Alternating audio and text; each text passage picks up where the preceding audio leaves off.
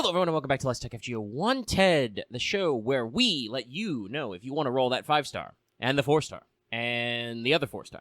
Because summertime is officially here. We are not ready, but we're going ahead anyway. So normally, Wanted is a show I do on this channel where we break down a unit's history, lore, mechanics, and more, but in an effort to cover everybody on summer, because limited 4-star wanteds have historically had shit metrics, we do a little bit of a blitz to get all the servants on the banner because usually the lore changes very little, though we do occasionally have some fun notes. But basically, rather than do one super short video for just the SSR where the first two parts of the video are me going, yeah, it's this person, and yeah, it's this person, we lump them all together to kind of speedrun some stuff. So today's episode is going to be the summer entries for Suzuka, Chloe, and Caster Artoria Berserker. Assuming you are not psychically damaged after me saying that name, we'll come back to that one later.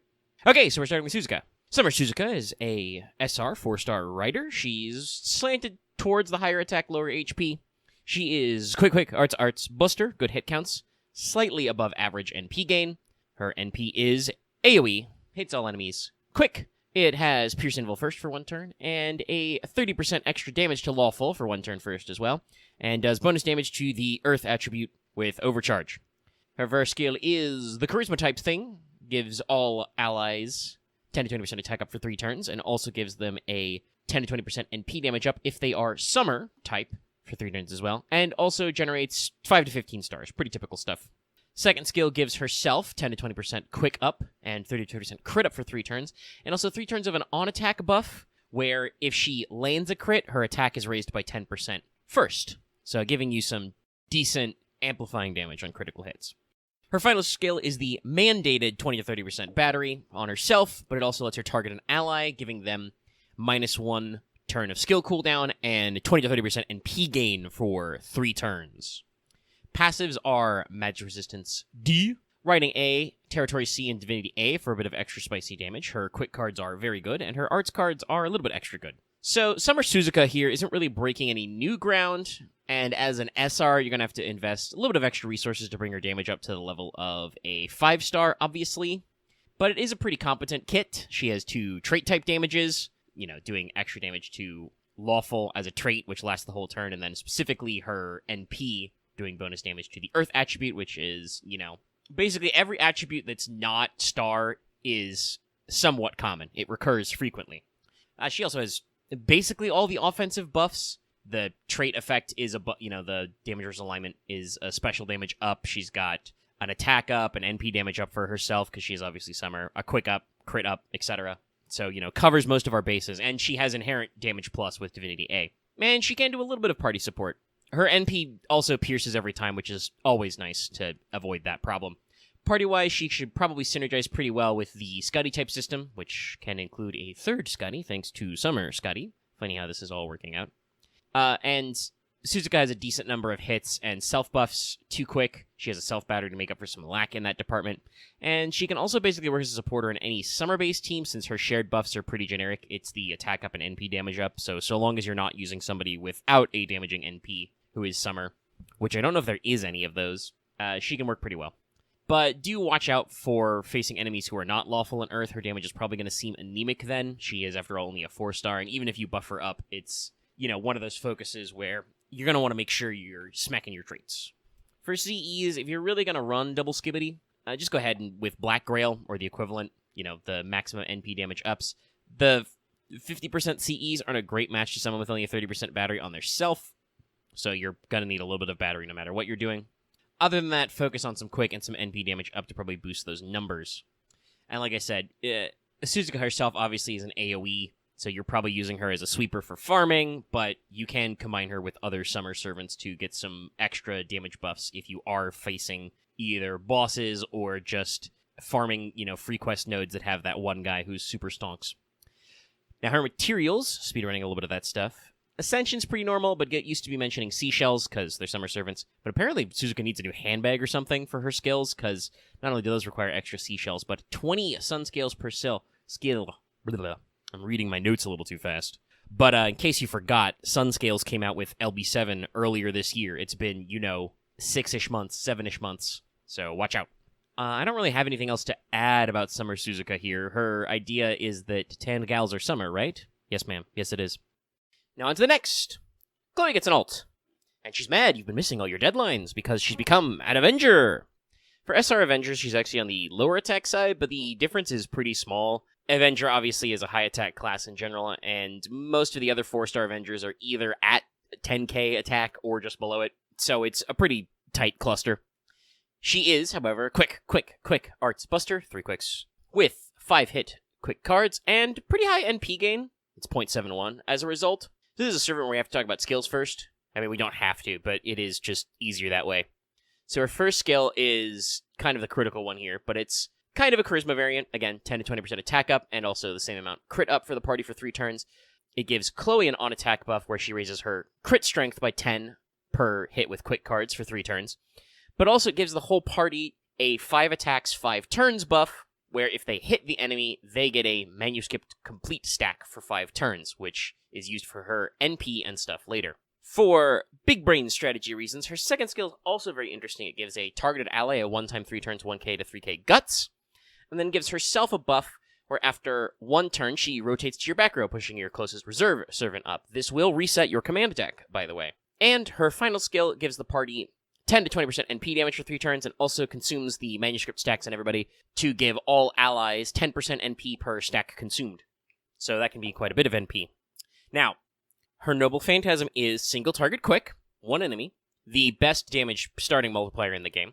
It's got 9 hits. It boosts her quick cards for 3 turns, first based on overcharge, gives the enemy a guaranteed charge down, and deals bonus damage, increased special damage, per manuscript stack, up to 10 stacks. Now for passives, we have Avenger C, which increases NP gain on hit, but the party gets less debuff resist, Oblivion B, and Independent Action B-, which both give you totaled about 15% passive crit damage. And self-replenishment means she generates about 3% NP per turn. Now, some of you may not remember or might not know this, as I never know who's jumping in on the channel and FGO for, the first time. But Chloe was super hyped on release in JP. Quick single target is usually the best scaling damage in the game. Avengers inherently have times 1.1 damage, and are usually class neutral, which means you're, edging up those numbers.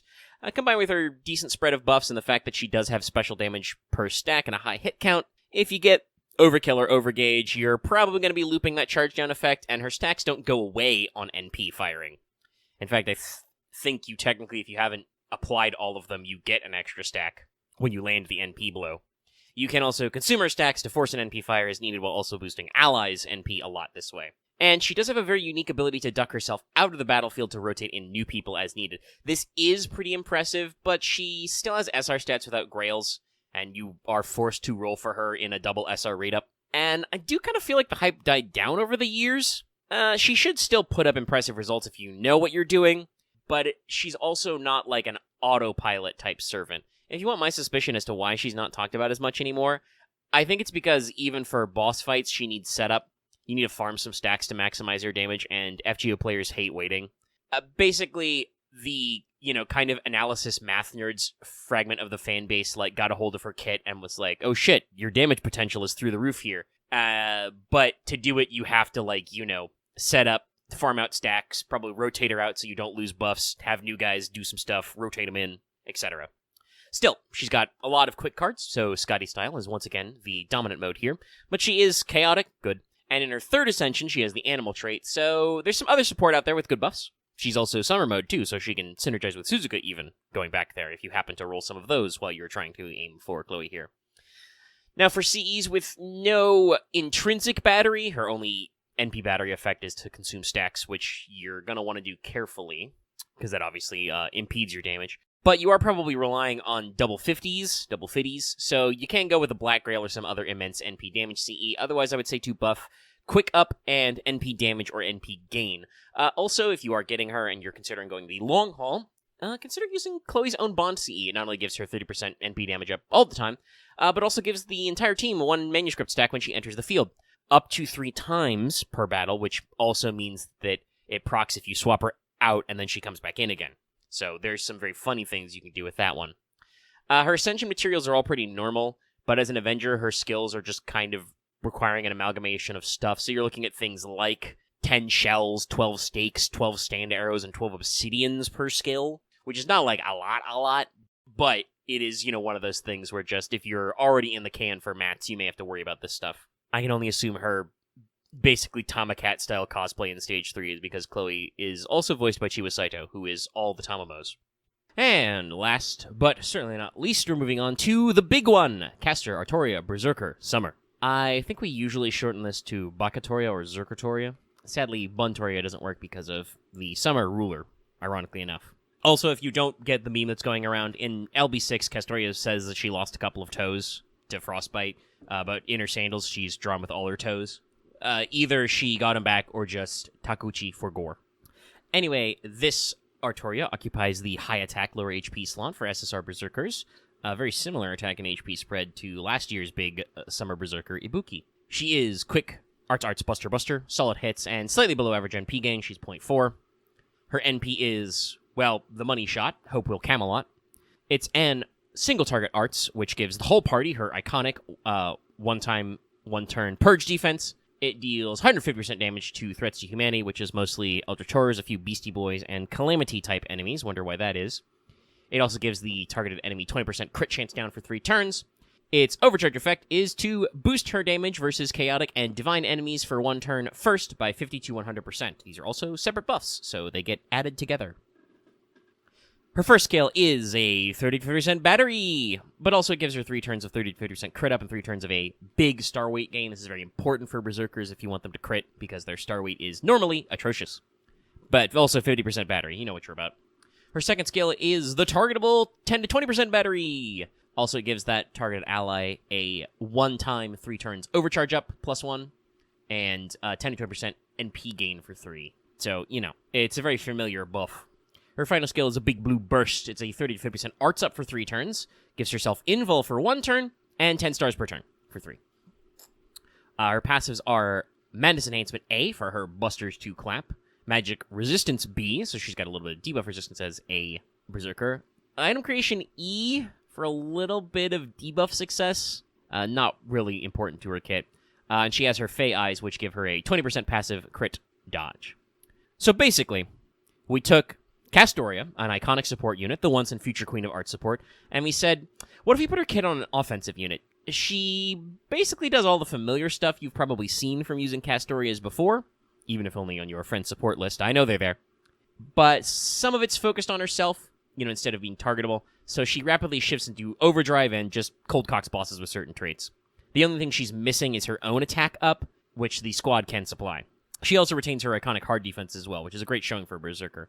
They're not, super extensive, but you never know what a little bit of protection can get you. Not to mention, I just want to say, the value of actually having a team-wide hard defense on an offensive NP is actually really useful, because you're very likely to have situations where, you're fighting an enemy with a break bar, and you use Castoria to blow up their break bar, and then when the bar breaks, they're like, I instantly charge my NP and fire it right now. Normally, you have to, prep for that by applying skills and stuff and, other protections. But also, if it's just on your offensive, that saves you a little bit of time, if you plan accordingly. Team-wise, well, the funniest is to pair her with herself, since you will be juicing out specific damage, and it also gives her the attack up she's missing. But since she does have her own 50% battery to play with, this opens up a whole breadth of art support. You can include other classics like Tummo, Lady Avalon, or even Paracelsus for budget. Each of these obviously has their own advantages. Tamamo, peppers in some charge down herself, and with her NP and skills, she can offer you healing for extra longevity and cooldown reduction, which can be very useful as well. Lady Avalon offers additional defenses and also gives you huge arts crit buffs, so sometimes you don't even need to fire your NP. Paracelsus has a really good targetable guts in addition to his, arts effects he can do, and a huge NP gain as well. Now, for CEs, while she is compatible with 50% starters, Golden Sumo and Da Vinci Shop, invest in Sumo Coin now. It's not really super necessary, since you're probably pairing her with some form of support to give her the other 50%. Even if you're just using, Waiver for, attack up, damage plus, def up, damage cut, you're gonna have some 50 lying around. I would focus on, using the lack of a battery to go for bigger bonuses and focus on attack, arts, and NP up. Maybe keep an eye out for Pierce Invul and the like, since she can't really deal with enemies with buffs. She has no, like, buff stripping or anything. No piercing, stuff like that. So keep your eyes peeled for that. So for mats, Castoria needs pretty normal stuff for Ascension, but to max out her skills, this girl needs so many small bells, chat. So many small bells. 72 per skill, to be precise. It's nuts. What is she doing? Eating them? Now, usually I talk about rarity with every servant, so we're just going to do all of them in a block at the end here. For these girls, you have a limited time to invest. They all show up on this, the Summer Banner #1. There will be a rerun banner next year on Summertime. Given how FGO is going right now, winding down to actually finish the current story, wouldn't be shocked if this year in JP there was also some kind of, like, Giga Summer raid up as well. Just oops, all summers. And additionally, in a couple of years, they'll be available in all their respective weekly class banners. As an SSR, a 5-star, Castoria Summer gets special treatment also. She'll be in the Grand Duel Berserker banners to lead up to that campaign, and will be in all future GSSR campaigns so far.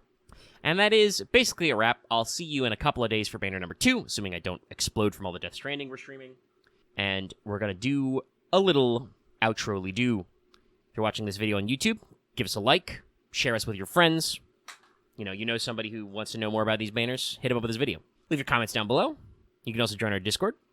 We have a rolling thread there.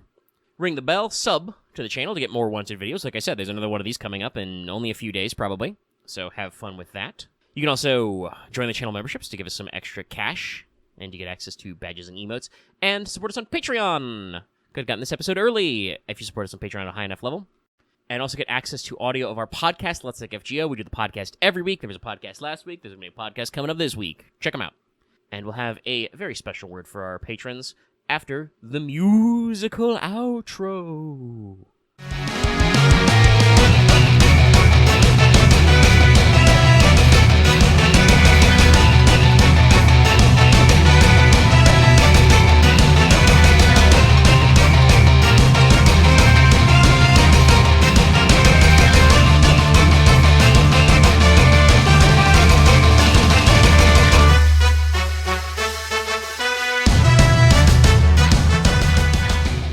And before we go, one final shout out to all of our patrons, but especially Adam DeHart, Blacklist OG, Call Me Zed, Carlos, Dragon, JDV9000, Chris Starlight, Legendary Boss Hunter, Rise of Kenji, Rogue Robin, Sharvor, and Varian the Crow.